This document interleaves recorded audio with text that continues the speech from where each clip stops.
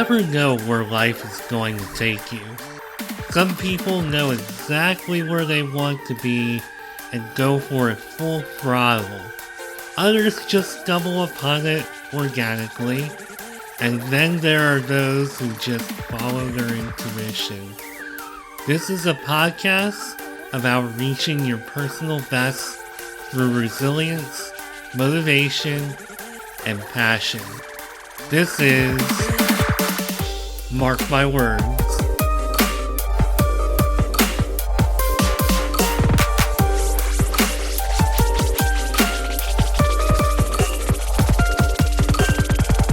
Hello, and welcome to a new episode of Marc My Words. And today I have a real treat for everybody. I have somebody who is so full of wisdom and has had such an interesting life and career. I love just hearing about her history when we talked on our initial call. She says that she can help business owners reach higher levels of business performance, performance growth, and profitability in capital letters, according to her LinkedIn profile. She is a business strategist and profitability coach. She is Coach Marcie Hanhart. Welcome to Marc My Words, Marcie. How you doing today? I'm doing great. Thank you so much, Marc. I'm delighted to have been invited on the call. Thank you very much. And I'm really happy to have you here. It's really great. As you know, I have a show where I try to get people from all different walks of life. And it's really great to have somebody who has such a interesting background and has worked for so many companies. Like, you worked for R.R. Donnelley. I've never met anybody who worked for R.R. Donnelley before. It's funny. I think they're mostly from Chicago, but because that's where R.R. Donnelley is, of course, headquartered. At the time that I worked for them, they were the largest printer, and until very recently, the largest printer in the world. And I was very lucky how I got to work for them. Not to jump ahead, but I was luckily at the forefront of something that I'm sure we will talk about. It seems like you were on the forefront of a lot of things, which we'll get into. I mean, IBM DiscoVision in 1980. I mean, just having now, is there a reason that disco was in IBM DiscoVision, or was it just because I know it's like 1980? Was there, were they like, hey, we can be hip and be called DiscoVision? Actually, that's such a funny thing that you would ask, because for a longest time, I thought, do I really want to work for this company that's called DiscoVision? Nobody's going to take it seriously, right? Everybody's going to think we're just juking it up, which, of course, in the 80s, this was a really big disco time. We still had all the big discos in New York and everything.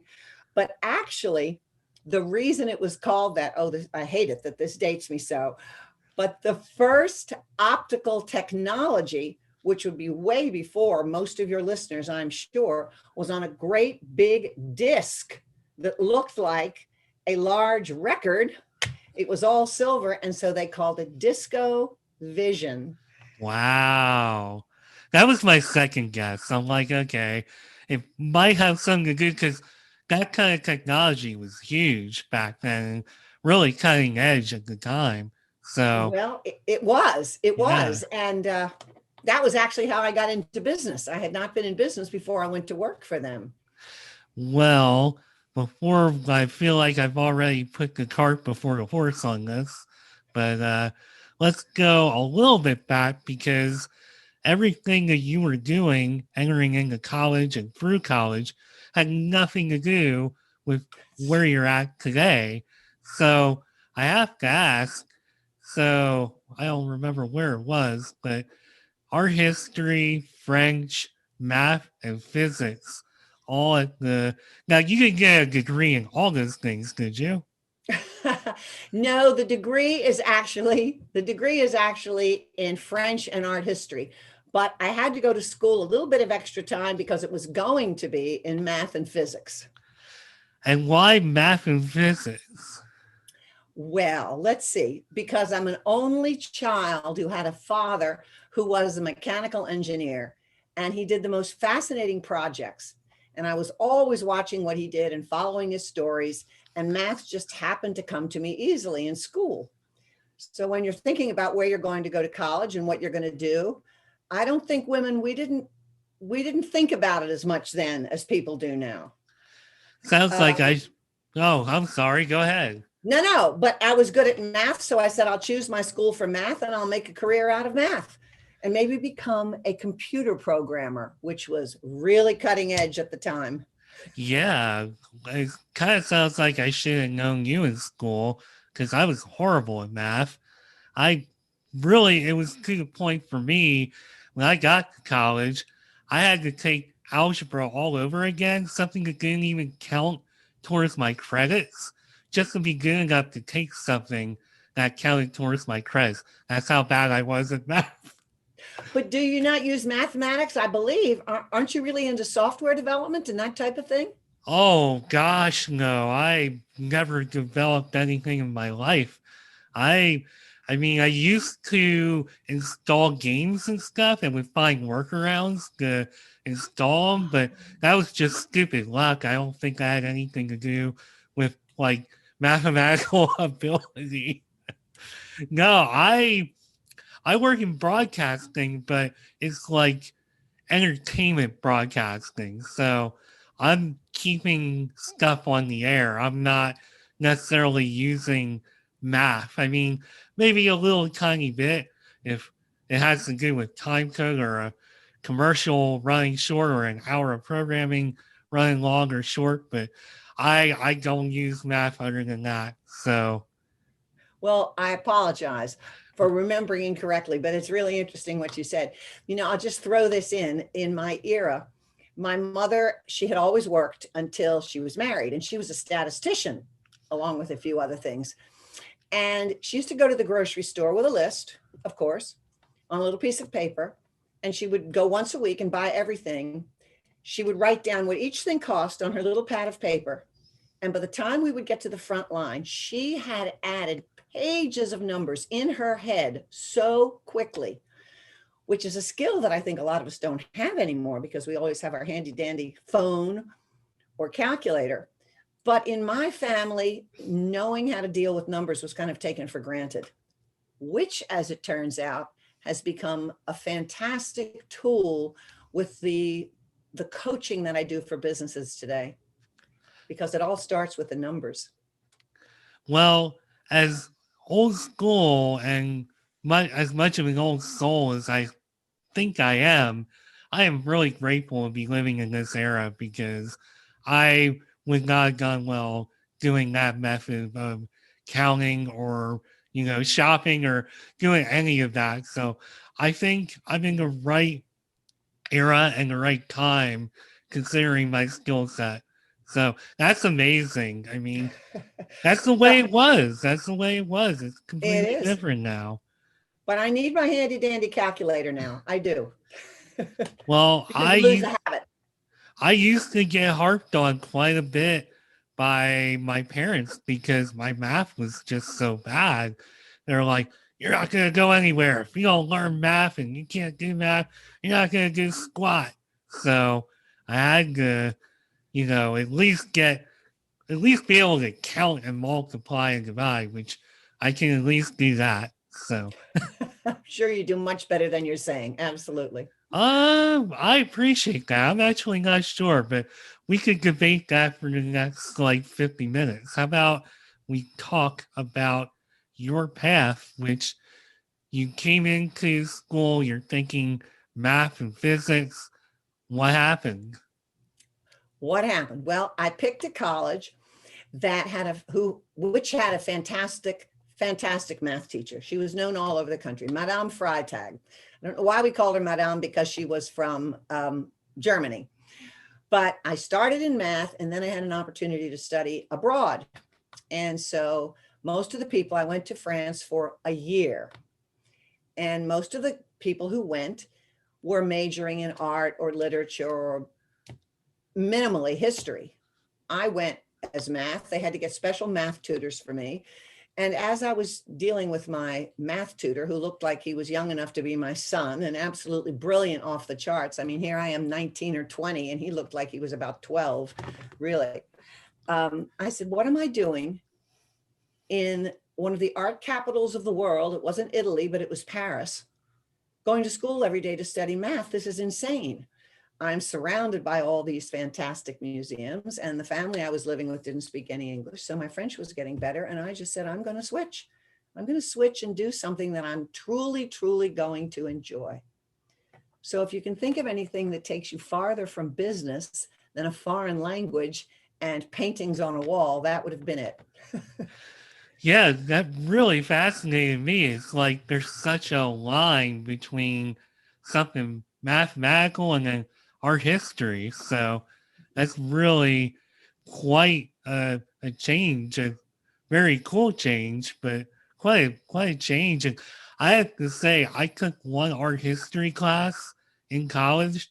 It was one of my favorite classes. I loved it. So It's very what? interesting because what I learned in art history is, and it didn't come easily to me because I had this mathematical learn how it works thing going on, is that you really just need to look, absorb what you see, and you're going to see patterns. You know, there isn't any way that you can memorize every painting of someone who even had a limited number of paintings, like Leonardo da Vinci. He didn't do 200 paintings. But if you look at the mannerism of it, you can tell what era, what country, right? What dates. And that actually, I think that looking at patterns actually applies a great deal to business. Who knew? Yeah. So would you say that between math and art history, there's a connection? Well, I will tell you that my success in business, which is just one of those serendipitous things, is that was, I would say, I would have to base on my interest in history and art history, because I needed to launch a product for a company. It happened to be that DiscoVision. And what was I going to do to differentiate? There were 3 international companies that had an optical product. One was IBM, and they had joined with Pioneer Electronics to produce materials. And I was hired to get them out there first, actually. You know, there was a lot of competition going on. Well, I lived in New York City. I was constantly visiting museums. I was pretty much involved in the art world as a layperson. And I thought to myself, what can I do that would put us on the map? And I said, I love the Metropolitan Museum. I know a couple of people at the Metropolitan Museum, and they have an exhibit that is really obscure. Nobody understands it. Nobody knows what these different pieces were used for. It happened to be the ocean, is still there, the Oceanic exhibit, which was a lot of artifacts, boats and everything sent back by Michael Rockefeller, and then he died. So we joined up with the Metropolitan and put on this huge interactive program where people could touch the screen and they could ask questions. And it was a major success. We had all the media of the day there, which was mostly print, the New York Times and Time Magazine and so forth. And that's what got us on the map. So my art history helped out in business after all. So is it that project that helped you to really push that part of your career forward? Kind of like segueing away from art history? Interesting question. I think what happened there was it was almost a side benefit, because my job was to figure out, to determine how this technology could be used in the marketplace. There's no point in having a technology, right, if people can't use it. So by getting something so visual out there, and so with such a major institution, I then was able to approach banks, approach educational institutions, I did every type of interactive application that you can think of for industries. I was all over the map. I traveled all the time. I worked for automobile companies and banks and paint manufacturers and And educational institutions as a part of that company. and I'm gonna guess that this was not something that you had envisioned for your life and career. It's just something that happened. Someone was on your show, the name of the person I can't remember, but talked about my term, but their thought, the serendipity of life, how things just happen. And there's a lot of work that I do today with my clients about manifesting, believing that it's going to happen, thinking that it's going to happen, and it will happen. So I had worked in television prior to this. And I loved interviewing people. I loved digging for new ideas. And the way that I came in contact with IBM was I was interviewing people at the company, right? When I was offered this job, and I didn't want to take it because I didn't want to leave what to me was the most exciting thing in the world. In journalism, you know what's happening before anybody else in the world knows. You're digging. This was investigative journalism that I did. So I wasn't going to take it. And in fact, a very dear friend of mine said, well, how'd the interview go? And I said, well, I didn't take it. And he said, well, are you out of your mind? Why didn't you take it? And I said, well, because I love what I do in TV.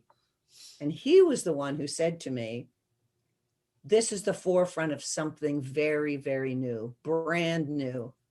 And if you get into this, you'll find yourself launched into things you never thought of. And that turns out to be true.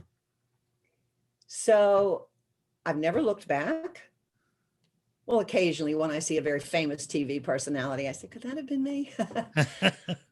But I use this learning, along with a lot of readings and beliefs that I have, to actually put that thought in the minds of my business owners, my clients, so that they'll embrace what they really got into business for. You know, they'll embrace what they really wanted to do, because that embracing of what is innermost in you, I firmly believe, and I have 20 years of track record around me to show that, is what's going to bring you to where you ultimately want to be in your business.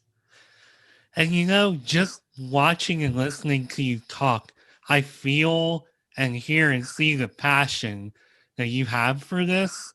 And I'm always looking for what really like made somebody do X, Y, or Z. Where did the passion come from? Some people, they're just like, oh, well, I kind of just went from this to that and didn't really have passion or think about passion, but it just kind of happened. For you, I feel like you have a lot of passions, but really found it with what you're doing now. I could be wrong. I don't want to answer for you, but No, you're definitely not wrong. What's so interesting is I noticed, of course, you took what I had on the LinkedIn page and I talked about making businesses more successful and having more money on growing your business and having more money. But the fundamental excitement is business can be really grueling, right? Most people start a company because they either know how to do something and I can do it better than somebody else, or I don't have to punch a time clock, right? Or they have an idea and they want to start it. And they never think about the responsibility that's going to come with it, all the various tasks that are going to happen, all the many people they're going to have to hire, all the different systems and processes they're going to have to put in. And those are all how to. There's a tactical way to accomplish most of those things. But what I want to see is that they are freed. They're freed from that burden of the daily drudge. You know, they get that vacation. They get that time with their families. They know that that money is put aside for their future or their retirement or a great trip they've always wanted to take. That's where the excitement comes from for me. It sounds awfully corny to say, but it's true. It's really about changing lives. It changes lives. and you started this business quite a few years before being an entrepreneur was something that seemed attainable for people because prior to this century, it's like I always thought, oh, people like Bill Gates, that's an entrepreneur. No way can I do that. But a lot of us can do that now. A lot of us can have a business. What has changed since those days and the days we're living in now? Oh, well, I think a lot of things have changed all over the place. We could take the most recent change, which is COVID, and we can go backwards from there if you want. So let's take COVID. In the last year, I have more startup businesses working with me, asking for guidance than ever before. What's interesting about that is that it used to be, at least in my experience, that most people who hadn't yet started a business didn't even see the reason for hiring someone who's been in business and a business coach. We can talk about this later, but remember, I was recruited by a coaching organization. I didn't develop all these concepts on my own. So the first thing I think is that it's accepted that we could use some help, and help is there. And so that's encouragement for people. If you take my own era, there just weren't that many women doing businesses on their own.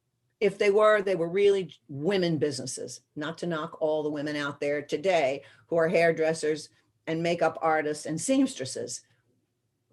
But a small percentage of women were going into really, really professions. Lots did where I went to school, but still on a statistical level, it wasn't that many, maybe 20%, if even. Wow. So I think it's just that change of the times, women's lib, all these books about the glass ceiling and so on and so forth. I luckily didn't experience any of that. I was just too long ago. So when you first started all of this up, was it not even as like a woman, just as a person who wants to start a business? Was it, and being an entrepreneur, was it intimidating? Was it daunting? What was that like for you? Well, the truth is I never thought about it. And the reason I didn't is that I had worked independently some after the job at DiscoVision. I have to go back and kind of remember the scenario of things, really. But IBM and Pioneer Electronics had been a partnership. That split up. I went with Pioneer because I was on the creative production side, not on the technical development side. I went with Pioneer, commuted back and forth to California for 2 years. And something happened in the company and they decided no longer to stay in the production business, producing these technologies. And the truth is, I didn't like that. I thought, what about all these people that I'm working with? They're just left in the lurch. It literally happened in a flash. I said, well, somebody's got to help them. So I guess it's got to be me. And that is literally how I got into business. That afternoon, I started making calls and I said, this division of my company is being closed, but I am here to help you. So I really never did think about it. It just seemed for me the right thing to do. They were out there and they needed help. So it sounded like you had a lot of passion built up for it as time went on, but really it was just something that really didn't come down so much to passion as to maybe responsibility. Well, there was a lot of responsibility, but I don't know if I would have taken that over if I hadn't loved what I was doing. Yeah, fair This enough. was one of the first times in my life when I'd really been responsible for teaching people. Doing a documentary, you're gathering information and you're putting it out there, and you can watch my documentary and learn from it, or you can watch my documentary and not learn from it, or you can not watch my documentary, right? But now I could really play a part in the development, not only of your end product, but of seeing you and your company be highly successful getting there. And I realized I did have a passion for that. It was great. And I've been doing that ever since. So there's a lot of different flavors of coaches out there, and you are a business coach. Has there ever been any confusion or you're, struggle to like define what it is that you do, or has that, do you feel that you've communicated that well enough that that's always been understood? I think that it has always been understood that I was going to help businesses improve financially. And it was always stated, and I hoped that I would be successful at making the process of running that business easier. And it's turned out that that's been true. And I'll give that to the training of the company which recruited me. That was Action International, today known as Action Coach. They're all over the world. We're all over the world. What has evolved with me is more of the delving into the psychological characteristics of what holds us back, myself included. I mean, there are plenty of things holding me back. So I've read a lot about that. I was very skeptical in the beginning when things came out like The Secret. Oh, really? You just think about what you want to happen and it's going to happen? Well, sort of, kind of, maybe. I've studied neuroscience. And so that is what has changed. Now, my coaching is much more focused around helping my clients acknowledge and embrace what they really want, and let's get you there. And that's sort of evolved. So would you say that what you do is, it goes deeper than just point A to point B? You have a business, you want to be successful, I'll show you how to be successful. You're treating people like they're people, is basically go figure. Imagine that. So, honestly, I think that any really successful coach that touches their clients, and that's certainly many of my colleagues, I have to say, it's about helping people be happier. And we as a franchise, we have something, a little diagram that I've used for many, many years, several decades, and it's called the identity iceberg. Right? And that is that people see us, they judge us, evaluate us, recognize us by what they see, right? Our decisions, our actions, and that brings our results. But our decisions and our actions can only be based on what nobody sees, right? Our upbringing, the skills we think we have, our self-opinion, something that our father said 45 years ago about, you are so dumb, and it's never gone away, or you'll never be able to do that. Now I'm sounding like a therapist, but those things are there. And that needs to be brought out and gotten rid of or managed.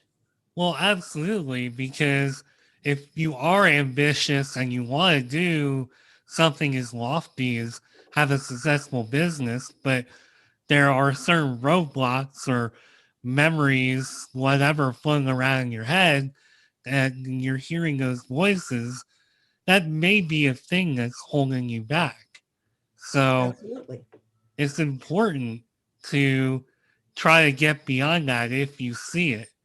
And I feel like it takes a very smart and perceptive person to do that. So it's really amazing that. Well, Yes, go ahead. we try. Having said all that, there was a very interesting book written about 8 years ago, and by a man named Mike Michalowicz, and it's called Profit First. And Profit First makes the point that the last thing that business owners usually attain is profit. And that actually would be true for about 83% of small businesses. Not his statistic, the Small Business Bureau statistic in the United States, at least. So here's the thing.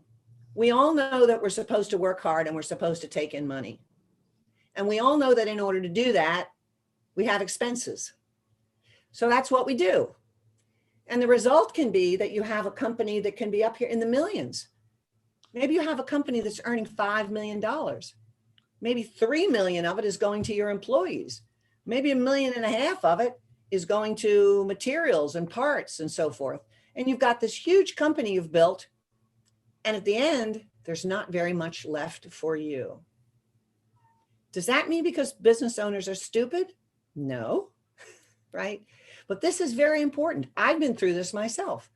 I owned with someone else a software development company. It was cutting edge, leading edge early on. Our revenues, today's numbers would be well into the 2 millions. Good employees, they were well paid, great clients, they were happy. At the end of the day, what was left for the owners was very small. This is learned behavior, and it needs to be unlearned, right? So that's another thing that is important for business owners to recognize. And many of my clients today actually come to me when they have read something like Profit First and say, I better learn this because I'm going to go the way of everybody else, making money for everyone except me, the owner. Right. So one thing that I want to sneak in here that I'm dying to know, and this came from something that you sent me, just something really small that I caught. You said that work-life balance is something you're not a fan of, and I know we're kind of we're kind of going a little bit maybe off track, but I'm curious to learn more about your perception of work-life balance. And this is going out to the universe. And here's a business coach saying she doesn't believe in work-life balance. Okay. Well, I didn't say one way no, or the other. I said it because, and that's very fair you bring it up. In fact, I'm glad you did. Because in my mind, and at least what it used to be, is work-life balance means, let's take it as an example. I'll take a woman. I could take a man, but I'll take a woman.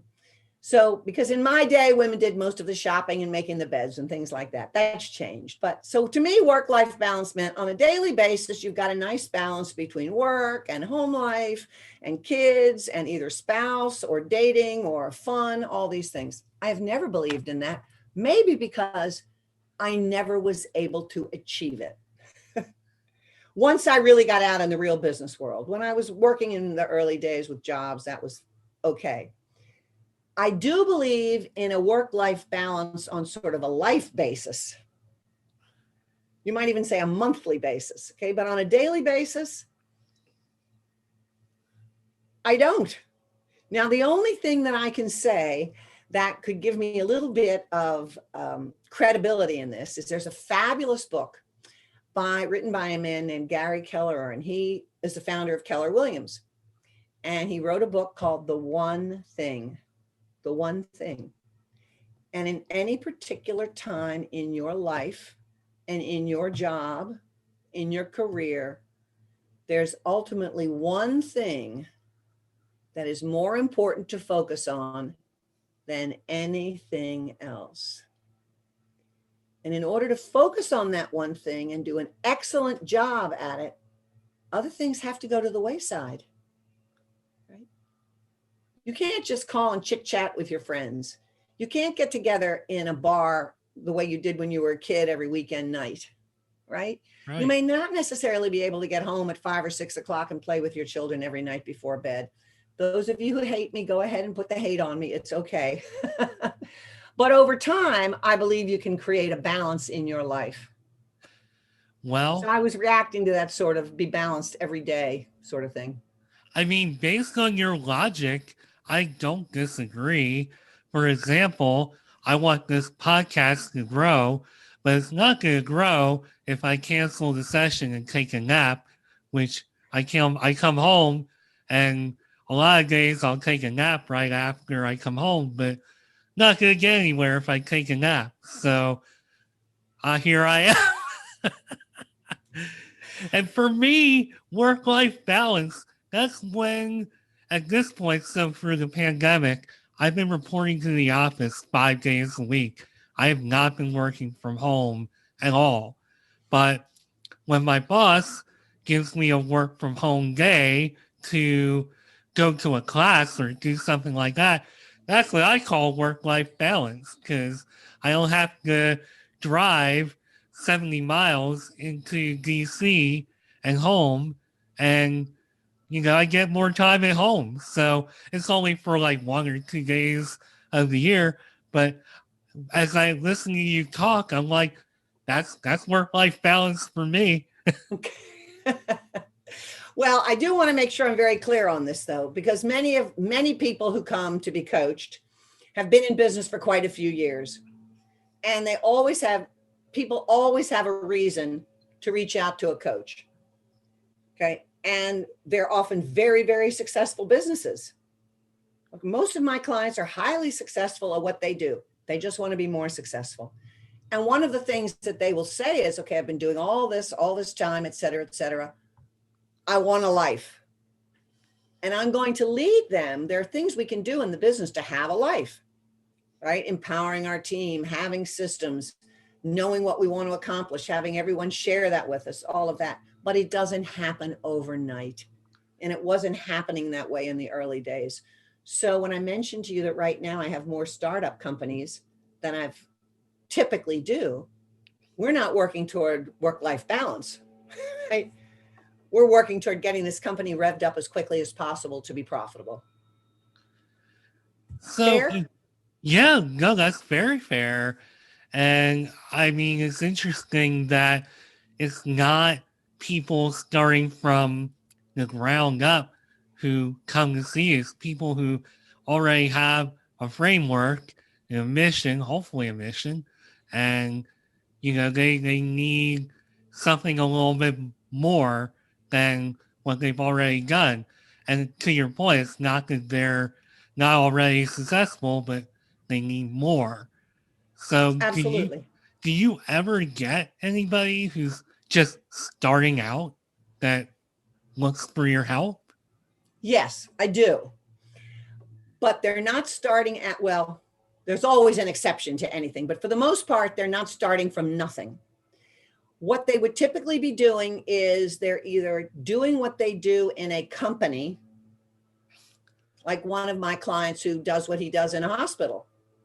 He doesn't want to do it anymore as the part of a major institution. Okay. They want to do it on their own.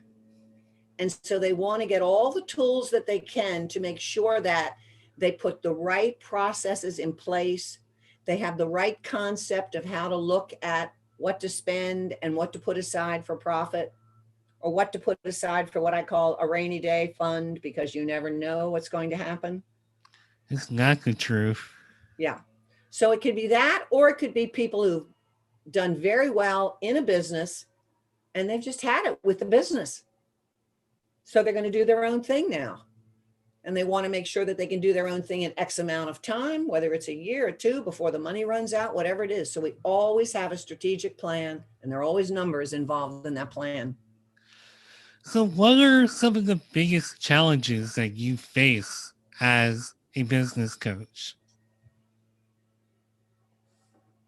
The challenges I face as a business coach. I think that the challenges are primarily people who feel stuck. And even though they want to work with a coach, they have a difficult time believing that they can be unstuck. And why is that a problem? Because in order to make a change, we have to change. We need to do things differently. And there's always a fear involved in doing anything that's somewhat different because we're out of our comfort zone. Unless we're talking about a person who goes for adventure, just running around, and they'll do every adventure. Oh, I never did a zip line, I'll do that. I never took a bungee cord and jumped into a river, because that's a different thing. They're going for the excitement of it. But with business, it's a little different. Yeah, I don't have that kind of excitement or adrenaline in my life. I will stick to business. Right. And I think that's it. Helping them see that they can get where they want to go. Once they get a little taste of that, but that's the hardest part. So, again, doing my homework, because I try to be a good host.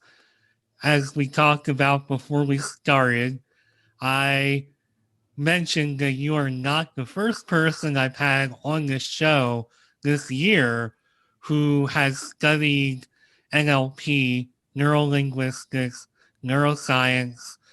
When did you decide to study this and study mindset, and what like kind of triggered that for you? That is a great question. It's a great question.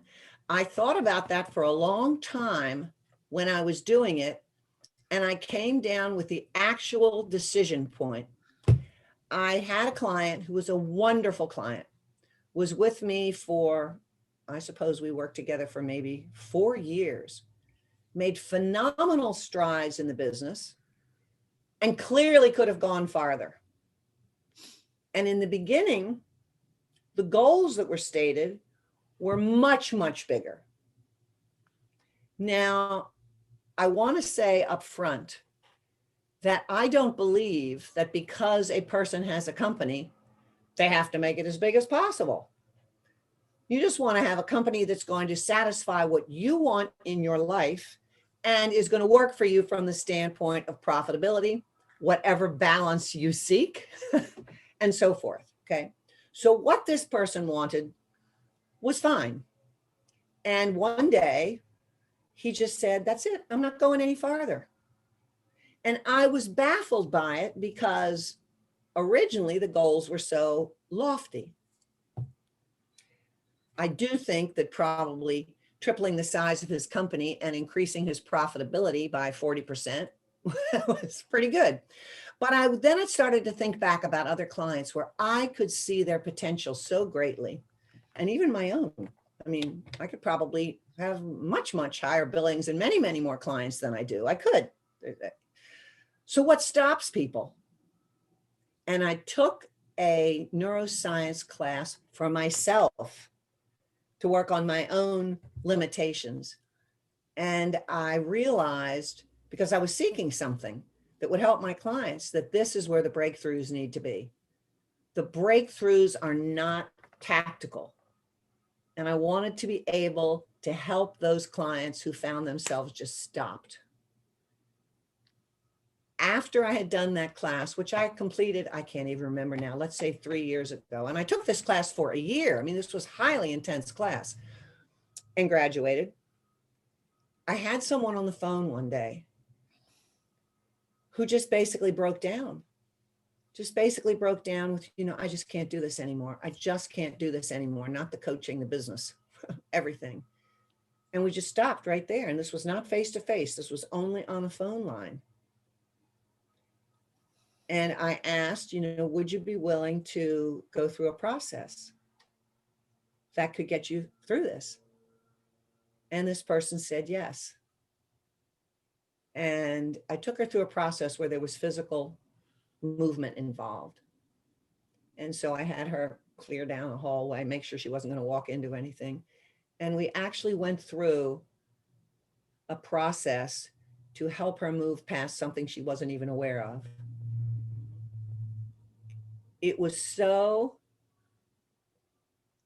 emotional. It was so moving. And it was so instantly at the end of the process, how do you feel? Just impactful, crying, laughing, everything. Years later, I've seen that person again. I mean, we continued to coach for a while. It's never changed back. And so that was my reason. I found out it was a good one and it works. And it's just a wonderful, wonderful gift to be able to bring people. Wow, that's amazing. And now, one thing I want to ask, I've seen the word hypnosis get thrown into that, but after listening to you tell that story, it's like, well, okay, maybe if you really want to dig deep into that, but listening to your story, I don't view it that way. I even hate throwing that word in there, but I know some people have. No, I believe that hypnosis can work. I was hypnotized once. It was very funny, but it worked. But no, I definitely do not do hypnosis. That's not what neuro-linguistic programming is. And, for anyone, I'm certainly not Miss Tony Robbins, but for anyone, of course, as many coaches, I'm sure I've walked on the coals and done all that. I'm a big fan. And that is neuroscience, of course, that he uses, right? But you are always aware of what's going on. What I like so much about it, though, this is very key that people don't often talk about. I'll just say if I were doing this, you don't have to tell me what it is. And this is why it's so valuable that this person doesn't have to open up and bare their soul and tell me some horrible thing that happened to them in their childhood or whatever. You have to know. And we can lead you through the process without ever finding out what it was and still get you through. But you are in absolute control. Absolute control. There's no anything. But I'm not knocking hypnosis. I'm just saying it's very different. It is when different. I was hypnotized, I was not in control. I had no idea. I thought 30 seconds had gone by and it had been an hour. Wow. That's crazy. I can't imagine that. I don't like giving up control of anything, so I can't imagine that. So I just wanted to put that out there because listening to that story, I said, no, people shouldn't use the word hypnosis in connection with this. It's not personally, I mean, people can say whatever they want. I don't know if that's right, but that's just me. So well, no, they're just two distinctly different things. yeah. So one thing that you did talk about, so early on in that little monologue you had there, it started making me think of my goal with this podcast. And I mean, I'm not at this point, like I'm working towards trying to monetize and do all that stuff, but my ultimate goal with what I'm doing, at least make enough that I could like quit my day job and wake up after 3:30 in the morning. That'd be great. So for me, that's like my ultimate goal at this point. I'm not looking, it would be nice to make like, millions of dollars or whatever, but that's definitely not my goal. So when you were talking about all of that early on in your story, it made me think about the kind of goals I've set for myself. And that's not to say I don't want to do higher things, but I don't necessarily put myself up to that. Well, what I'm hearing is you want to do what's right for what is appropriate and will work for you to change certain aspects of your lifestyle, not the least of which being that you're on the road all the time. Yeah. I mean, let's see, 70 miles. It depends on traffic. So I can get to work usually in 80 minutes, maybe 90 minutes.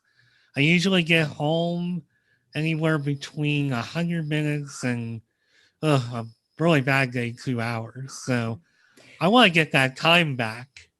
Okay. So if you were my prospect, and you can certainly choose to avoid this on your podcast, but I would be asking you, how is it that you see this podcast, which I have found to be incredibly interesting because after we met, I listened to quite a few of them and you've had some very interesting people on the show.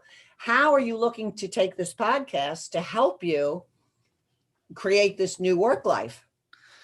Well, for one thing, I like when COVID is kind of like over, I don't think we're there yet, or even not even before. I think I could still probably find this. I don't know where, but I've been trying to find, but to cut to the chase and stop rambling, I would like to find speaking gigs and talk about, like, I love hearing about everybody else, but I would like to talk about myself because I myself feel like I do have a story worth hearing, which may be egotistic depending on your perspective, but I feel like I have a story that can inspire and hopefully motivate. And that's something that I really want to pursue, is to get my own story out there in addition to helping people with their own career goals and just spreading the word. Like, I not necessarily like I have some kind of, I don't know, formula or something I want to teach on how to help people to start a business or something like that. Hopefully, I'm doing that through the podcast by having great people like you on.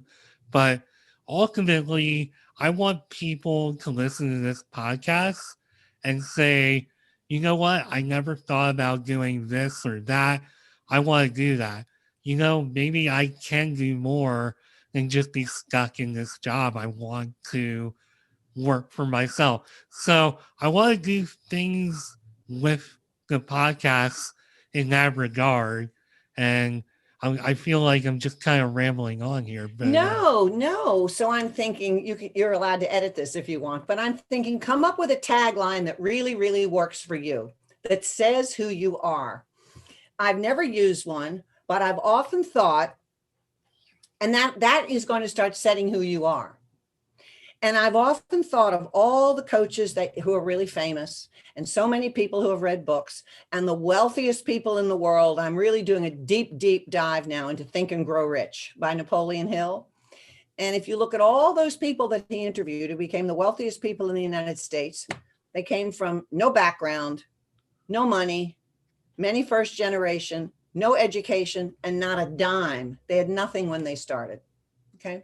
So I've often thought, well, geez, that's certainly not my story.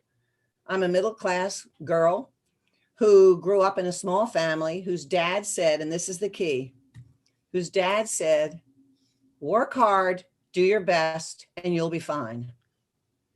How unexciting is that? But Mary, guess what? I was. So, that, not to take away from what we're talking about with you in any way, but each of us has something that sort of says who we are. And to me, this means you don't have to have suffered to be fine. You don't have to be guilty. Just work hard, do your best with certain direction, certain knowledge. And it took me a while to get there. It took me a while to say, oh, geez, I didn't really suffer. Well, I did. I had a lot of personal stories that were suffering, but it wasn't that way. I didn't have to scratch myself up, from the bottom. I didn't have to be first generation because my father was, right? I got lucky in there. But that's it. Start to think about who you really are and the story that you want to tell, because you do a great job of bringing other people out. I've been told that before, and it's funny. I mean, we lived in a time where this kind of format wasn't really as abundant and available as it is today, or I probably would have done this like 20 years ago. I've always been told that, and I, for the longest time, just thought, oh, that's cool. People are comfortable opening up to me. That's cool, whatever.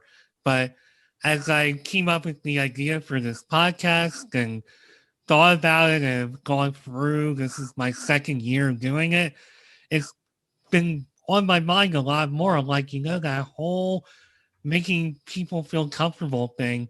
Maybe this is what I should be doing, something like this. So put on top of everything else that I want to do, that I think is really important and probably not an easy trait to have. I don't want to speak for other people in the world, but I don't, I hear that a lot about myself, but I don't always hear that about others. So I guess there's something to it. Regular people doing regular things who get more than regular success. Talk Right to on. Mark, listen to his podcast, and these are the tips you'll find. I love it. Wow. Spoken like a true spokesperson. I like it. So, I like it for you. So we are getting pretty close to the end of our time. Not to sound too Hollywood, but I know there's somewhere else that you need to be today. So First of all, let's talk about what's next for you. So you've been building this business up for so long, you're doing so well, you're doing such cool things. What else is on the horizon? Okay. Well, I have two things on the horizon. One is my career part, work part, and one is my personal part. Okay. So on the career part, um, I hate the fact that I said, so you can edit that out if you'd like. No, that's I'm okay. joking. I know you won't. So here's the thing. I have started doing some group coaching for people with smaller businesses who can benefit from being coached in a group. Right? So if I have a $10 million manufacturing firm of industrial parts, I'm probably not going to coach them in a group because I have to really dig into every little detail of what they're doing and how they're doing it. And I've launched one. This one happens to be for people who have pet businesses. It has been one of the most fun things I have done. And it's going really, really well. You might see a flip chart in the back. I do most of it on a flip chart with a little bit of PowerPoint, but the flip chart so that it can be more casual. I can answer questions with graphics and so forth. And I'm going to be doing more of those. And the next ones I'm going to be doing are twofold. Any special interest group, I had one call me the other day that would like to do it just for their own type of business. And I'm also going to be doing it for smaller business owners who are starting up companies. So that's the personal side. More group coaching, more affordable for more people to make more progress more quickly. What that will enable me to do is spend a little less time coaching the equal number of people, and I'm going to start traveling again. I used to be a great traveler. I've got my shots now. I'll probably be working 2 to 3 days a week at the most, not all day, every day. And as soon as those gates open up, I'll be doing some international travel again. But meanwhile, I'm going to the Grand Canyon with Profit First next week. Well, that's pretty exciting too, because I've never been to Grand Canyon. I've never been west of maybe Minnesota. I think it's been the farthest west I've been. So I got a lot of traveling to do. I'm trying to get to all the baseball stadiums. So I've seen 16 out of the 30, 32. So I think it's 30. But yeah, I still have a few more to go, and then obviously, much like you, I'd like to see. I mean, you've already seen the world. We didn't even talk about your year in Paris and some of the other stuff you've done. I think you said you crewed somewhere around the world. I Maybe not crewed around the across world. the Atlantic. Across the Atlantic. I Well, that's crewed still across the pretty. Atlantic on a sailboat. Well, that's still pretty good. That's more than I've done.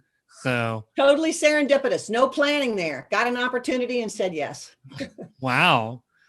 No, that's amazing. So, yeah, I can't wait to get to the point where I feel like I can travel as well. So I certainly hope that you get that opportunity. So that's amazing. Let's see Thank what you. else. So tell us a little bit about how people can get in touch with you, how they can work with you. Okay. Thank you for asking. And by the way, you've got to do those travels. You'll love them and you'll find it enriching in every aspect of your life, including Oh, your I business. I know. Absolutely. So I have a website which is supposed to have a sign on it that says in development, and it doesn't, but you can at least get some information there. That's just marciehanhart.com. I have a website with my action coach. That's Marcie Hanhart at actioncoach.com. But the best way to find me is really on LinkedIn because people can reach out to me there. And if anyone wants to find out more about the group coaching, I think that can be, I know that that can be of particular interest, particularly to people in franchises. I've been approached by some franchises. Could you help my franchisees with money management and profit management and so forth? So thank you very much. You can find all my info on LinkedIn and the websites. All right. Well, it's been amazing. Really cool to talk to you and hear your story and your viewpoint on so many of these things. I wish we had another hour, but you and I both have things we got to do. So Absolutely. thanks again for spending time with me this afternoon. And I guess that's it for this episode. So Thank you. thank you, Marcie Hanhart, business development and profitability coach. Thank you. Thank you for being on Mark My Words. And I'm Mark Schmidt, and I will be back soon with a new episode. I promise. Have a great day, everybody. Bye bye.